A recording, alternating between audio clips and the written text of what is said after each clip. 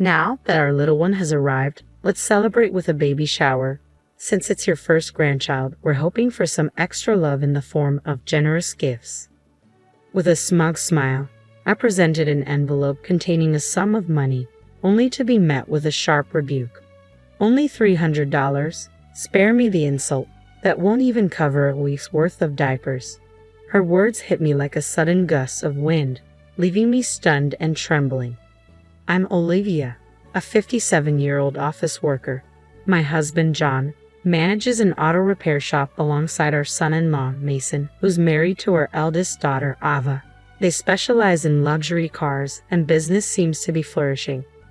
With the luxury car dealerships clamoring for their services and the hefty repair and inspection fees rolling in, Mason frequently quips, "You've got the business acumen down pat. I could learn a thing or two from you and step up my game." Mason and Ava tied the knot half a decade ago. Originally an ordinary office worker, Mason harbored a deep passion for automobiles. He pursued his mechanic certification and apprenticed under John. Although we don't share a roof with our daughter and son-in-law, our paths cross almost daily now that Ava has taken on a role as a secretary at her husband's garage. Our residence and their workshop may be separate, but their proximity ensures frequent visits. Sometimes I drop by and the four of us enjoy each other's company. Mason's affable nature and approachability make him feel like a natural part of our family. It's as if he's been our son all along. We do have a biological son, but ever since he ventured out for his career, our encounters have become scarce.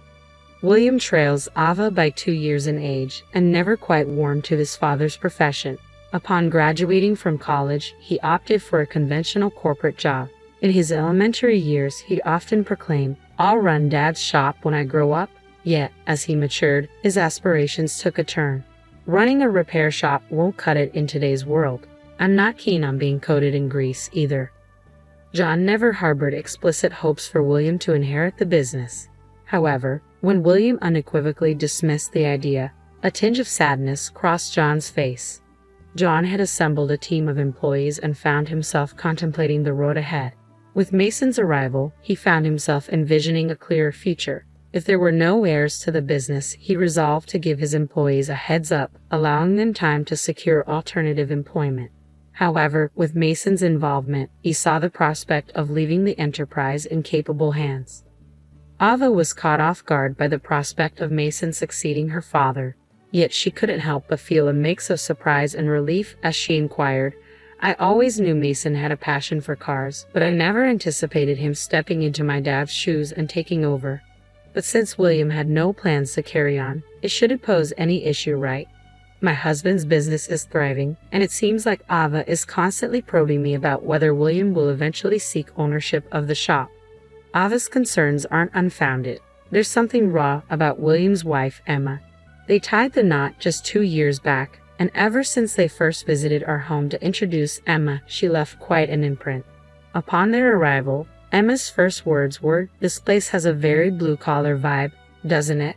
Is this typical of self-employed folks' homes?" My husband and I were so stunned that we couldn't find any words to reply.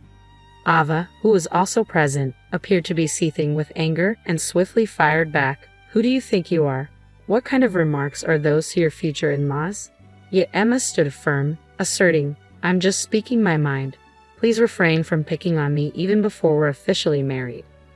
I attempted to diffuse the escalating tension between the two women and tried to proceed with the introductions for the impending marriage. However, William interjected, saying, "Just because we're getting married doesn't mean we'll be living here or relying on you." It became evident that William wasn't pleased with Mason's involvement in his father's business and his close relationship with us. Since Ava and Mason tied the knot, William seemed intent on putting even more distance between himself and our family. Mason chose not to join us that day out of consideration. However, William couldn't resist making a snide comment, remarking, "Looks like Ava's husband decided to skip out today, huh? Probably didn't want to embarrass us all with his usual greasy appearance. I'm just glad he's not here." Despite his earlier claims that he had no interest in taking over my husband's shop, it was apparent that William might harbor some resentment towards Mason, who wasn't a blood relative, potentially becoming the successor. His words ignited a surge of anger within me, and I couldn't help but fire back. Are you feeling jealous of Mason now? You were the one who adamantly declared you had no intention of taking on your father's business. My typically mild-mannered husband intervened, trying to diffuse the tension. Let's not allow anger to consume us, everyone. Since William's fiancée has taken the initiative to introduce herself, let's strive to get along. Despite my husband's attempt to maintain peace, I found it increasingly challenging to contain my frustration. Yet before I could say anything more, Emma interjected. I don't particularly care. I never had any intention of getting along with you anyway. She addressed us with an air of condescension, speaking down to us as if we were beneath her. Despite beginning to calm down at my husband's soothing words, both Ava and I found ourselves growing irate once more. We exchanged stern glances with Emma, but she seemed to derive amusement from our agitation. You common folk are so easily riled up. Coming from a family of privilege, I can't say I've ever experienced anger, she chirped, proudly flaunting her upper-class background. According to William's previous accounts, Emma's father held a prestigious position as the director of a large corporation. It was apparent why she viewed us as commoners. The prospect of such a woman becoming our daughter-in-law weighed heavily on both Ava and me. Even my husband seemed to recognize the untenable situation. He proposed to William and the others, perhaps it's best we conclude our meeting for today. After all, this was intended to be a simple meet and greet. The two of them hastily departed, leaving a lingering tension in their wake. Even after their departure, Ava was still ablaze with anger. Who does she think she is? Boasting about her upper-class lineage just because her father holds a directorial position in a company. She's overstepping her bounds. Even my husband, who had been attempting to pacify us, appeared taken aback. William certainly has his hands full with that one. I'm apprehensive about what lies ahead, he remarked, letting out a heavy sigh. He recounted to us the challenges Emma had presented during the wedding preparations. On the eve of the wedding, Emma deliberately paid us a visit and remarked, "Please ensure you scrub yourself clean, future father-in-law. And do make an effort to dress appropriately, future sister-in-law. You must be aware of your own appearance, right? After all, you're not exactly the epitome of beauty. At least try to present yourself decently." Her words dripped with sarcasm as she spoke. I felt a surge of anger rising within me, ready to retort, but my husband interjected calmly, "Noted. We'll ensure there are no disruptions." Emma appeared momentarily taken aback by his response. It seemed she had anticipated a more heated reaction, but my husband's composed reply left her at a loss for words. With a dissatisfied expression, she exited the scene, unable to provoke the desired reaction from us. The following day, at the wedding ceremony, Emma stepped forward in front of our family and delivered her usual barbed remarks. "It's embarrassing for everyone to associate with your relatives, so kindly keep them in check. And as for this pervasive oily smell in the vicinity, it's all thanks to you," she sneered, unable to resist her habitual snidiness. Upon meeting Emma for the first time, Mason wore a fascinated expression and remarked, "I had heard some rumors, but she's even more intense than I imagined." Normally sporting long, unkempt hair and a beard, Mason had tidied up his appearance for the occasion, dressed sharply in a suit, leaving Emma with no grounds for complaint. Though, he added with a hint of mischief, "I kind of wish he'd shown up in his usual work attire, long hair, and all, just to see Emma's reaction." Following the wedding, we received no word from William at all. Concerned, I voiced my worries. "I wonder how William is holding up." My husband, sounding resigned, replied, "No news is probably good news." I was worried too, but reaching out might only rile up his wife. Let's wait for them to reach out to us. During their previous visit for the marriage introduction, it had been made abundantly clear that they wanted minimal interaction with us, making it difficult for us to initiate contact. 2 years passed without a single word from William. Emma's behavior at the wedding continued to be a topic of conversation among us. Whenever my husband, Ava, Mason, and I gathered for a meal, the subject inevitably arose. I don't think Emma even knew who I was. No one bothered to introduce me to her. She probably saw me as some rough relative, Mason remarked, eliciting laughter from us. It would have been quite a sight if you had shown up in your typical work attire, messy hair and all. She might have thrown you out, I added, chuckling along with everyone else. The tension at the wedding had been so palpable that Mason never had the chance to introduce himself to Emma. Nevertheless, Mason had seamlessly integrated into our family by now, becoming like a cherished son to us, even in William's absence. Then, out of the blue, one day, heavy snowfall blanketed the area, causing chaos on the roads as cars became stranded everywhere. At my husband's workshop, a surge of requests flooded in from customers needing their cars towed, keeping everyone bustling with tasks. The team split up duties to handle the influx efficiently. My husband and Mason embarked on a job for a foreign car dealer, a routine task for them. However, upon their return, both wore expressions of despondency. Concerned, Ava probed Mason about their mood, but he brushed it off with a casual, "It's nothing." Taking his word for it, I didn't dwell on their demeanor. A few days later, William and Emma unexpectedly appeared at our doorstep, Emma cradling a baby in her arms. At the sight of the sleeping infant, a smile spread across my face involuntarily. Ava, who happened to be visiting, shared in the moment, exclaiming, "Emma, you've had a baby." She reached out to touch the child, only to draw back abruptly, recoiling from Emma's hand with a sharp cry, "Don't touch her with your greasy hands. The smell of oil will rub off." The sight of the baby momentarily swept away my concerns, but it quickly became apparent that Emma remained unchanged, even in her new role as a mother. As tensions thickened, Emma, true to form, remarked, "Now that our little one has arrived, let's celebrate with a baby shower. Since it's your first grandchild, please be generous with the gift money." Her words laced with the usual sarcasm.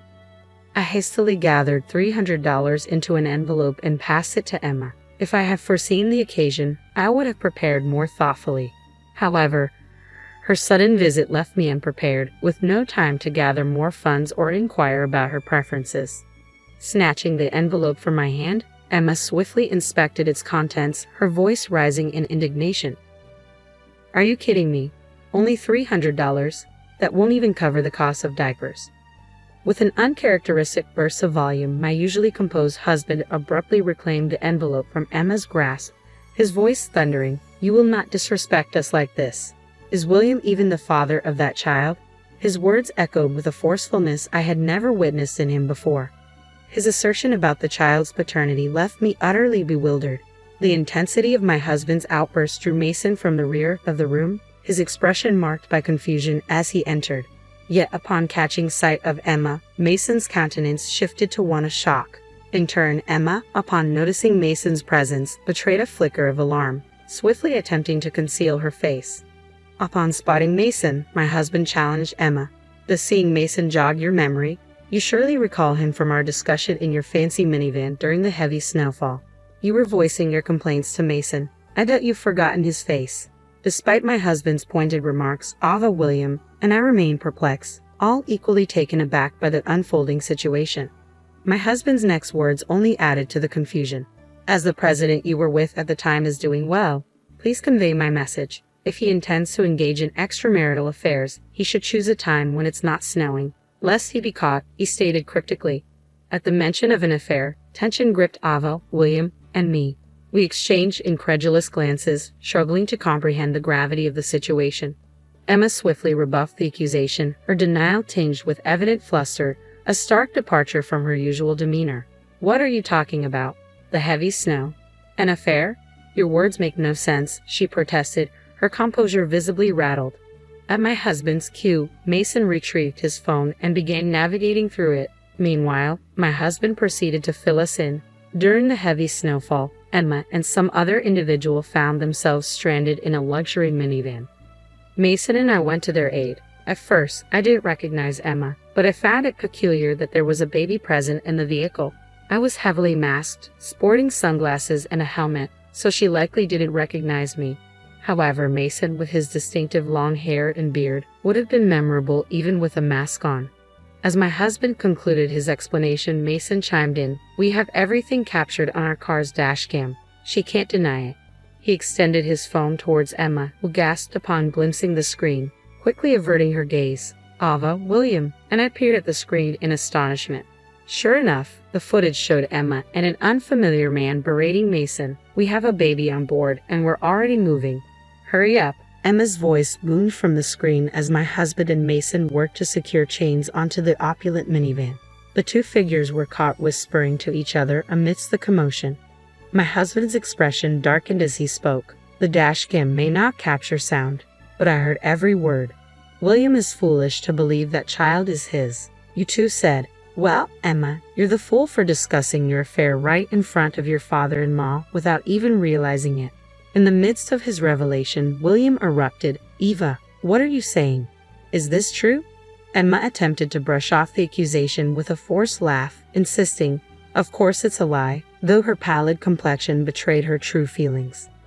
Adding weight to the accusations, Mason interjected, didn't you mention divorcing William at the opportune moment? I heard you say it. You even mentioned ensuring child support. You seemed quite pleased about it. With each word, Mason unveiled more of the truth. Emma's agitation mounted, her hands trembling as she cradled her crying baby. Seizing upon the infant's distress, Emma pointedly blamed us. Look what you've done. The baby's upset because of your cruelty. I've had enough. I'm leaving today, she declared, storming out and leaving the flustered William behind. His face flushed with anger, William simmered in her wake, gradually regaining his composure once Emma had departed. Dad, what you said earlier, is it true? William sought confirmation from his father once more.